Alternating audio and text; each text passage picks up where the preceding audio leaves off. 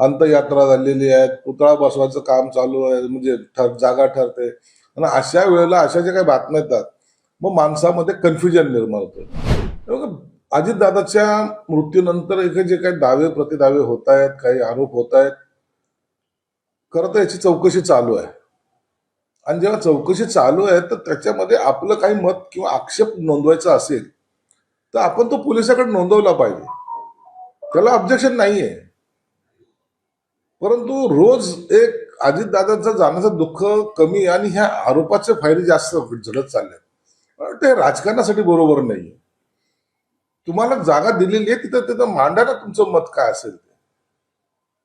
त्या विमानाचा विमा 50 कोटीचा होता असं कळतं. आता पायलटचा विमा 50 कोटीचा होता, एक नवीनच आता येते समोर येते. म्हणून या सगळ्या गोष्टीचा चौकशा जरूर होतील. सीआयडी चौकशी करते, आणखीन कोणती एजन्सी चौकशी करत असेल, परंतु आता याच्यासाठी थोडा अवधी लागेल. त्या अवधीनंतरच या सगळ्या गोष्टीचं स्पष्टीकरण होईल. सोशल मीडियावर आणि गावखेड्याच्या पारावरच्या ज्या गप्पा जर बघितल्या तर त्याच्यामध्ये अजित पवार जिवंत आहे, ते 10 तारखेला परत येतील असं म्हणजे सोशल मीडियावर खूप मोठ्या प्रमाणात या सगळ्या मृत्यूचं आपल्याला पाहायला मिळतात. हे बघा, सोशल मीडियावर नेमकं आता कधी काय येईल ना याचा काही भरोसा राहिलेला नाही.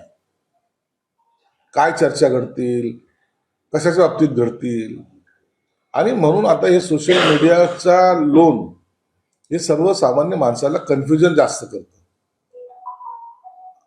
याचाच सगळा खुलासा झालेला आहे. अंत्ययात्रा झालेली आहे, पुतळा बसवायचं काम चालू आहे, म्हणजे जागा ठरते. आणि अशा वेळेला अशा ज्या काही बातम्या येतात, मग माणसामध्ये कन्फ्युजन निर्माण होतं. म्हणून परंतु आता जी झालेली दुर्दैवी घटना आहे त्याच्यावर आता अशा प्रकारची वाच्यता करणं योग्य नाही.